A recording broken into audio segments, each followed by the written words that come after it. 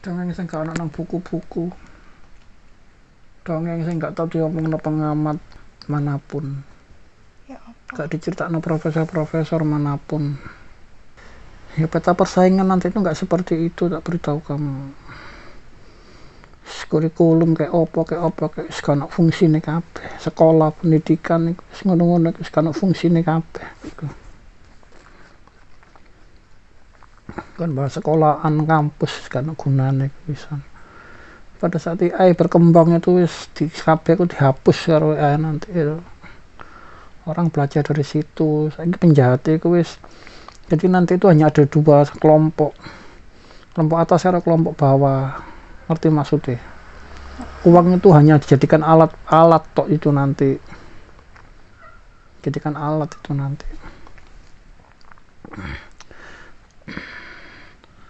Kau ngerti pada saat Google itu muncul ya, Google muncul, internet muncul itu dia langsung menghapus segala teknologi toh, televisi, koran, majalah kan langsung kehapus kan itu kan. Yang teknologi apa, HP itu. Ono tas saiki orang beli buku sudah nggak ada. Ya ono siji loro kehapus di sana ya. Berkembangnya AI nanti ya ngono, semua guru itu akan dihapus itu nanti. Kehapus badai kan ya. Dia lebih canggih, otak mesin lebih canggih.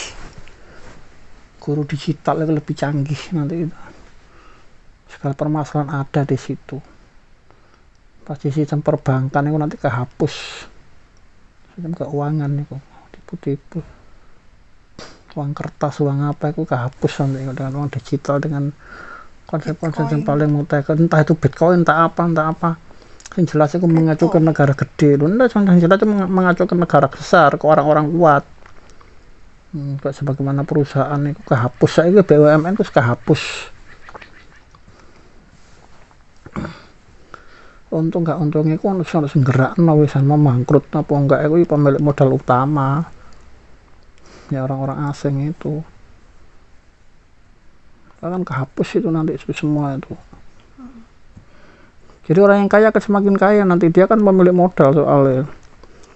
Perusahaan-perusahaan itu kan akan mendirikan bangun dengan modal AI dengan teknologi super canggih kabeh. Yang ingin pekerjaan orang 1-2 orang tok sing super pinter sing ngerjakno iku mau. Dan didukung AI kabeh. Nah, itu perusahaan saya gak mengikuti itu terus otomatis ambruk, gak mungkin iso ngikuti salah. Nah, jadi orang itu yang mendirikan jelas kaya, jadi super kaya nanti nyedot iku engko. Sing lainnya ya wis miskin semua nanti, seluruh dunia itu akan miskin itu nanti. Ya enggak? Trennya ke situ nanti itu. Caranya apa saja? Masalahnya kan gimana caranya kan? Harusnya Indonesia itu bisa, paling bisa ke Indonesia nih, tak beritahu kamu. Tapi saya ternyata nggak iso, pejabatnya korup. Jadi dia untuk menguasai nanti itu ya, dengan kekayaan itu dia akan menguasai nanti mana kok regulator hukum ekonomi. Udah mulai menggunakan itu mau, itu dengan uang dan macam-macam. Dimana dia akan membeli tanah, membeli segalanya ya kan, laut semua dibeli. Orang miskin akan kesingkir nanti kan dia nggak punya uang kan, basisnya kan uang. Nah, harusnya apa? Harusnya Indonesia itu membentengi, keluar toko semua sistem itu, kita bangun sistem sendiri. Yang bisa itu siapa? Jogja, hebat aku nih. Jadi yang paling bisa itu memang Jogja mean. Kenapa? Jogja itu sistemnya kerajaan. Dia tidak boleh orang asing beli tanah di Jogja. Kuncinya itu Indonesia itu tanah tidak boleh dikuasai oleh orang asing gitu loh. Kuncinya di situ. Kekayaan alam tidak boleh dikuasai oleh orang asing. Kuncinya itu di situ. Tapi kenyataan enggak. Iya kan? Hutan rusak, danau rusak, tanah rusak, semuanya rusak. Gitu loh. Semua rusak. Semua orang pemilik modal bisa beli. Undang-undang diciptakan. Kayak kolusi kalau DPR sekarang bakal lakukan pun dikapling-kapling. Orang-orang lokal kesingkir kabeh dengan sistem teknologi seperti itu. Kita nggak punya apa-apa. Semakin miskin. Kekayaan semakin kesedot keluar dan dimiliki segelintir orang itu nanti. Sengkong kali harus semua rakyat menengah akan kehapus menjadi golongan miskin. Golongan miskin akan semakin terpuruk. Bukan pinter misal langit, kamu nggak akan bisa ngalahkan teknologi, karena sistem pendidikan itu teknologi nanti itu.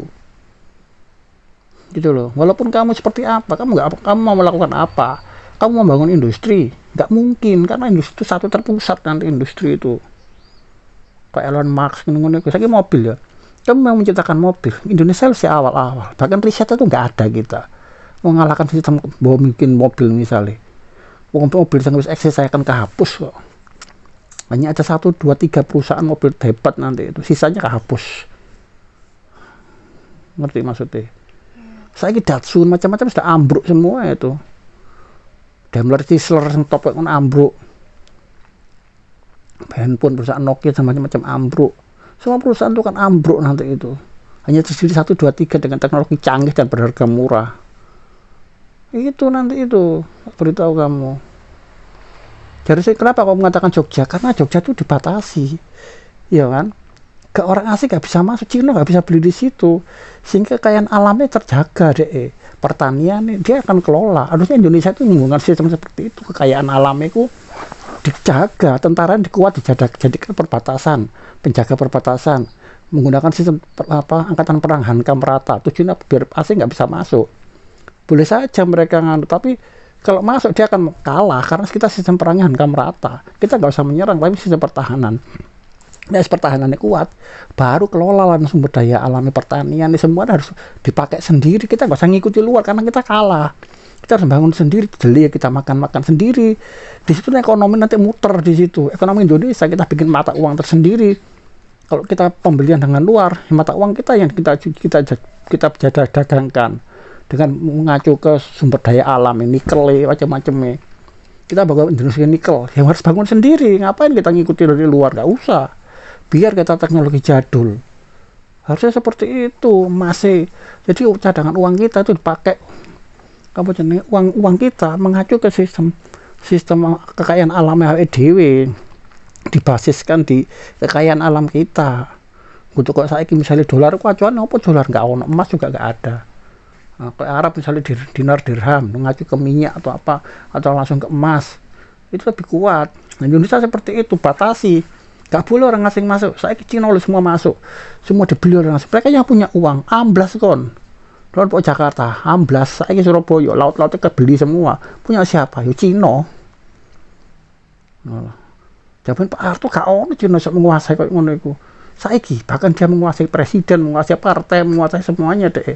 Dia bisa mengatur semuanya. Buka kokut kon. Zamannya Gus Dur. Orang lokal itu loh. Orang-orang. Zamannya Gus Dur berarti ambek terserah zamannya siapa ya. Kamu gak peduli zamannya siapa. Tapi saya trennya seperti itu. Harus ada pemimpin yang isok menghanu kok ngono iku mau. Sing berani, sing kuat. Mungkin lebih ke arah mending pemimpin itu diktatornya sekalian. Kita harus mengacu ke seperti itu, kepemimpinan yang kuat kayak Putin, kayak siapa jenenge? Pemimpin luar, Xi Jinping. Iya, dia menganu negarane dibatasi, nggak bisa orang asing masuk dengan seenak dewi, lalu dia mengembangkan sistem teknologi sendiri. Cina kan ngono dek Tyson pada saat Huawei diboikot, dia ngembangin sistem perangkat sendiri, semua sendiri dia bikin. Harusnya Indonesia itu lebih mampu. Timur Tengah itu hanya bersumber minyak toh, dia sok kaya raya. Indonesia ke segalanya ono, tak beritahu kamu. Kita tuh bisa menjadi bangsa sangat besar Indonesia itu. Ya, soalnya Kita tuh punya kekayaan, kita hanya punya satu sih, nggak punya kepemimpinan sing amanah, wis iku tok. Sing bodoh gak ngerti strategi. Karena gunanya kamu berbicara masalah kita ribut masalah kurikulum itu apa, itu cek-cek itu. Kamu mau ngelola kurikulum seperti apa, gak sesuai kalau zamannya, kalah kamu dengan luar kamu. Gak seperti itu. Lapo diseragam pendidikan itu. Pendidikan itu gak seragam. Pendidikan kok seragam, tambah gak ngerti opo-opo. Aku kapan paling gak setuju dengan kurikulum. Gak terus berkembang cepat kok kurikulum itu, setiap ganti menteri ganti, wacana ganti, guru itu dipintarkan, dia harus punya wawasan yang luas. Jadi seperti itu, kita tuh harus berbasis alam. Alam kita itu kuncinya itu di alam kita, jangan sampai dikuasai asing, jangan sampai orang non pri itu bisa menguasai di situ. Makanya kok sertifikat tanah bagi penduduk pribumi itu cepat no itu. Kayak misalnya gini, Dicepat tuh kayak orang-orang ini harus kasih sertifikat semua, itu yang akan mempertahankan nanti itu. Saya kamu ada kuasai Cina kabeh delon po. Dek itu satu orang dua orang tapi menguasai beribu-ribu hektar lahan. Bukan cepat kerusakannya. Oh, dek gak peduli karo mau dek itu bangsa kok, dek gak perasa bangsa Indonesia kok, dek bangsa Cina kok. Ya apa kok nanti nih kon, kalau saya bangsa asing kon, Amerika dan segala macamnya itu. Cepat atau lambat dia itu ingin menguasai Indonesia karena di sini sumber mineral paling banyak. Negara akan kuat itu kalau menguasai sumber daya mineral loh. Dan nggak ada di negara lain, yang paling ada itu di Indonesia. Dia akan menguasai dengan sistem apa? Sistem ekonomi ini DE, dengan sistem kapitalisme itu. Soalnya konsep kapitalisme itu apa? Dia yang kaya semakin kaya itu boleh dibolehkan. Kalau sistem sosialis kan kekayaan tuh seluruhnya, nggak boleh individu kaya. Kan ngono. Tapi saya kan sosialisme Marxis itu kan sudah runtuh, tinggal satu kekuatan kan. Saya itu hanya ada satu poros paling kuat. Sistem apa? Ya, kapitalisme barat. Kedua tuh ada sistem, tapi masih saya bingung, yaitu sistem Islam. Dua, sistem kapitalisme harus sistem Islam. Nah itu tuh. Indonesia bukan Islam, bukan kapitalisme, tapi lebih ke arah kapitalisme. Harusnya pemimpinnya itu apa? Ya membentengi, proteksi dalam negeri. Saya loh, semua kita kalah bersaing, delejah impor. Kenapa kita nggak memanfaatkan tanah yang ada? Harusnya orang itu kita manfaatkan. Kita batasi, kita proteksi, kita bangun teknologi sendiri-sendiri. Yang gak habis kon, gak kira isok kamu. Habis usaha Indonesia itu nanti habis itu. Di samping itu politisi ini macam-macam itu sangat rakus, korup. Nah, uang kan mengalir ke mereka tok kan yang korupsi gitu. Saya kira bayangkan BUMN itu 10, 7 itu busuk ya ini. 7 itu busuk, lalu kemana yang 3? Keuangan itu jadinya. Nah, ini dari pajak toh, masyarakat itu dipajak gitu. Pemasukan nggak ada tapi pajak terus-terusan, kok gak bengok suwi-suwi. Kan ngono, kekayaan itu kesedot dari golok segelintir orang-orang pemerintahan. Itu pun dikorup. BUMN tulisan sugih apa pejabat puncake. Pegawai itu padha soro. Sudah tidak adilan, itu enggak bisa itu. Maka nanti itu sang kaya akan semakin kaya. Jadi segelintir itu. Kan 97% di Indonesia ini 58% tuh di garis bawah ke orang garis miskin ya. 2% tuh orang kelas atas. Tapi 98% kekayaan itu dikuasai oleh 2% yang mau. Bayang nokon. Ketimpangan itu sampai seperti itu. Dan gak ada yang peduli itu. Aku dulu gak ono yang peduli pas ya pejabat ya gak ono. Bahkan pemikir nggak ngerti cara dia apa langkah-langkah nggak tahu, nggak ada yang tahu langkah-langkah. Dewek berputar-putar kepada masalah-masalah remeh-temeh yang nggak pasti penting. Kenapa mereka nggak tahu? Ya soalnya mereka sekolahnya sekolah itu, sekolah kapitalis. Ya iyalah, dia putar-putar ke arah itu yang di depan, berputar-putar di situ dia. Ayo saya kono lagi bicara tentang apa kono. Ya saya buletin nang kono pasti cak marang kepala pemikir do Sri Mulyani kayak tokoh politik dia muter-muter masalah itu dia. Bulet aja masalah itu. Apa bisa menyelesaikan gak kira iso. Gak ngerti sementara negara ini mau dikuasai orang asing. Dia gak tahu, dia gak sadar deh. Pemana jangan orang-orang yang wis pemikiran itu golek kekayaan untuk tambah kekiro. So, untuk kekayaan untuk keluarga aja penting menyelamatkan keluarganya, jabatan, garong. Gak kira dek mikir untuk bangsa itu gak kira. Dan itu hampir semuanya seperti itu. Harus ikut dulu kok jenderal yang kuat yang dicintai masyarakat rakyat melakukan kudeta nek perlu. Yang dibutuhkan kepemimpinan kuat dan bukan pemilu 5 tahun, diktator nek perlu. Kemudian Pak Harto diktator. Ya iya diktator. Lho diprotes kalau salah sebut dia masa nanti kalau salah diganti lah. Jangan lengser.